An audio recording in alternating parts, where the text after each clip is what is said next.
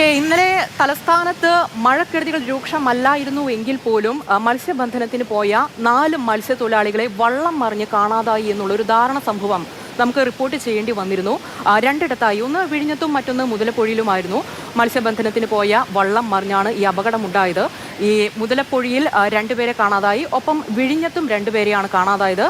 ഹരി ചേരുന്നുണ്ട്. ഹരി, വല്ലാത്ത ദാരുണമായിട്ടുള്ള സംഭവമാണ്. അതിനുശേഷം ബന്ധുക്കളുടെ പ്രതിഷേധം, കോസ്റ്റ് പോലീസ് സ്റ്റേഷനിൽ ബന്ധുക്കളുടെ പ്രതിഷേധം നമ്മൾ കണ്ടു. അതിനുശേഷം ദ്രുതഗതിയിലുള്ള അന്വേഷണം, തിരച്ചിൽ അവർക്ക് വേണ്ടി പുരോഗമിക്കും നമ്മൾ കണ്ടു. നിലവിൽ എങ്ങനെയാണ് തിരച്ചിൽ പുരോഗമിക്കുന്നത്? ഇപ്പോഴത്തെ കാലാവസ്ഥ നിലവിൽ ഈ തിരച്ചിലിന് തടസ്സമാകുന്നുണ്ടോ? നിലവിലെ മഴയുടെ സാഹചര്യം തലസ്ഥാനത്ത് എങ്ങനെയാണ് ഹരി?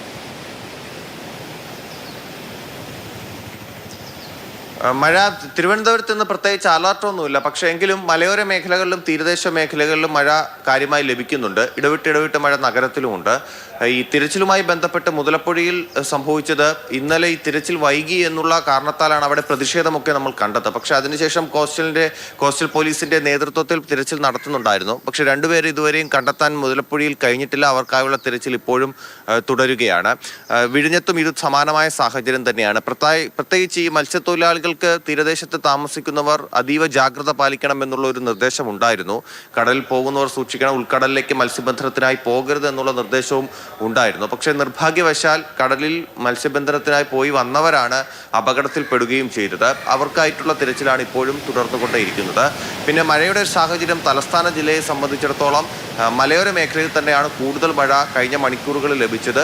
ഇന്നലെ രാത്രിയിലും മഴയുണ്ടായിരുന്നു. പ്രത്യേകിച്ച് ഈ പൊന്മുടി, നെടുമങ്ങാട് ആ ഭാഗങ്ങളിൽ, പാലോട്, മങ്കയം ആ ഭാഗങ്ങളിലൊക്കെ അത്യാവശ്യം നല്ല മഴ കഴിഞ്ഞ ദിവസങ്ങളിൽ ഇന്നലെ രാവിലെ സമയത്തും ലഭിച്ചു. ഇന്നലെ രാത്രിയിലും മഴയുണ്ടായിരുന്നു. വരും മണിക്കൂറുകളിലും ആ രീതിയിൽ മഴയ്ക്ക് സാധ്യതയുണ്ടെന്ന് കാലാവസ്ഥാ നിരീക്ഷണ കേന്ദ്രം പ്രവചിക്കുന്നുണ്ട്.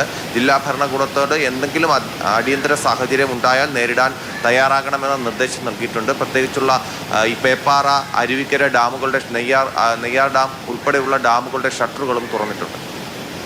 ഓക്കെ ഹരി, അതാണ് തലസ്ഥാനത്തെ സാഹചര്യം. നിലവിൽ ഈ പറഞ്ഞ പോലെ തന്നെ അവിടെ മഴ അലേർട്ടുകൾ നൽകിയിട്ടില്ല. പക്ഷേ അലേർട്ടിനപ്പുറത്ത് നമ്മൾ സ്വയം ഒരു കരുതൽ എടുക്കേണ്ടത് അനിവാര്യമാണ് എന്നാണ് കഴിഞ്ഞ ദിവസങ്ങളിലുണ്ടായ സംഭവങ്ങളൊക്കെ സൂചിപ്പിക്കുന്നത്. ഇനി